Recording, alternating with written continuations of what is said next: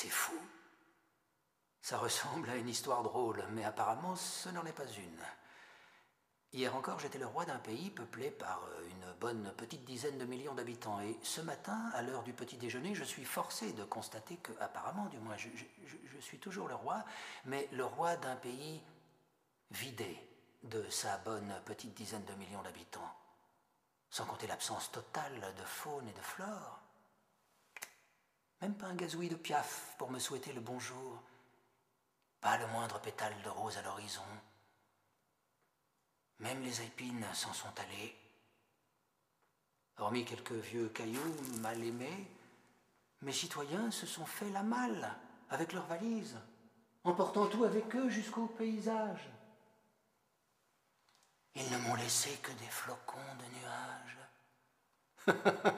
Faut le faire, hein. Un roi sans paysage, c'est un roi sans pays, et un roi sans pays, c'est un roi sans personne, et un roi sans personne, c'est personne. Donc, je n'existe plus. Merci, monsieur, dame, c'est gentil. Je vous jure, il y a de quoi se farcir une rupture d'anévrisme. Comment est-ce possible? Comment cela se peut-il? De la vie de tous, un si beau petit pays. Et ne voilà-t-il pas que ces beaux résidents s'en sont allés, envolés, disparus? À quoi ça rime? Ça ne tient pas la route, ni moins encore l'autoroute. Pourquoi mes très chers concitoyens s'en sont-ils partis comme amis que vent emporte, alors qu'à ma connaissance, ils ne vantaient même pas devant ma porte? Bon, il est vrai que je parle déjà à l'imparfait, même si au parfait nul n'est tenu, que j'étais le roi d'un pays surréaliste. De ce fait, j'aurais donc dû m'attendre un jour ou l'autre à un coup pareil. Ceci n'est pas un pays. Nom d'une pipe. C'était couru, écrit, inscrit, ça ne pouvait pas ne pas arriver. Il n'empêche que ma garde aurait dû me mettre en garde, sinon à quoi bon avoir une garde si cette garde garde la bouche cousue? Mais non, j'aurais dû avoir la puce à l'oreille. Mais on ne pense pas assez à se mettre une puce à l'oreille. On est distrait, imprévoyant, inconséquent, et pour tout dire, bien trop optimiste. Ou alors, on croit que ce coup-là, ce sera pour le roi suivant. Mais je méritais de démériter à ce point. Même la reine est partie. Oui, même ma reine. Sa couche est vide, ses draps sont froids et ses tiroirs aussi.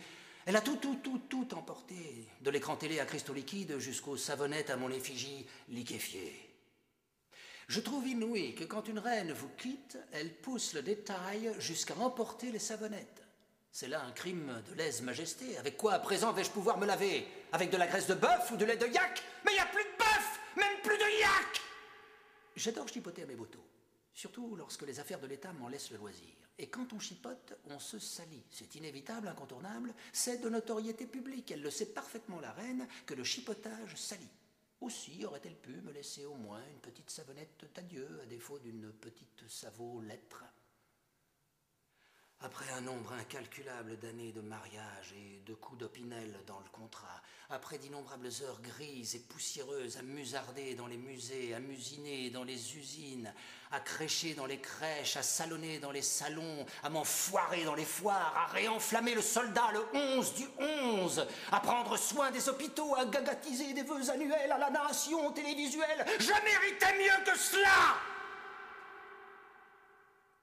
Me semble-t-il. Et mes enfants légitimes? Mes chiens à l'arrêt? Mon majordome polonais? Mon chauffeur ukrainien? Ma petite technicienne de surface mauritanienne?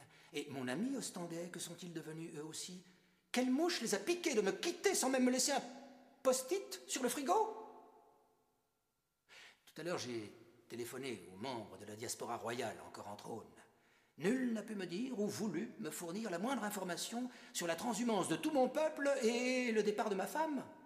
Dans le passé, il est maintes fois advenu que c'est le peuple qui chasse son roi, son souverain, son suzerain. Mais jamais, au grand jamais, il n'est arrivé dans l'histoire que le peuple se chasse lui-même. Un pays ne se vide pas, au contraire, avec le temps il se remplit. Car s'ils sont partis, c'était pour aller quelque part. C'est juste, hein, quoi? Ils ne peuvent pas être tous montés au paradis, ils ne peuvent pas être tous descendus aux enfers, donc il devrait au moins en rester quelques-uns occupés à bêcher leur jardin. Moisiverés, hein? Eh ben non, pas un quidam, pas une seule tête de mouche à l'horizon, à croire qu'elles ont toutes pris la mouche, les mouches. Pourtant j'ai horreur des mouches, hein, surtout les grosses bleues, vertes, dégueu. J'avais même donné ordre à mon armée de tirer dessus à vue sans sommation. Mais aujourd'hui, je prie pour qu'une bonne vieille grosse mouche à merde fasse son apparition et me fonce dessus tel un kamikaze sur son porte-avions préféré. C'est à désespérer, Biancourt. Quelle mouche vous pique les mouches pour que vous abandonniez votre roi? Mon royaume pour une mouche! Ce qui m'arrive, je ne le souhaite pas à mon pire ami. Être roi couronné et ne même pas avoir une mouchette pour confidente. Ne pas pouvoir me blottir entre ses pattes, en pleurant sur son épaule et en regrettant le temps béni de l'enfance, où la cuisinière du château s'écriait d'une voix horrifiée: « Il y a une mouche dans le lait, dit !» Qu'ai-je fait ou que n'ai-je pas fait pour que mon peuple me quitte sans un adieu, sans même avoir tiré un seul coup de feu? Mon règne ne valait donc pas une balle.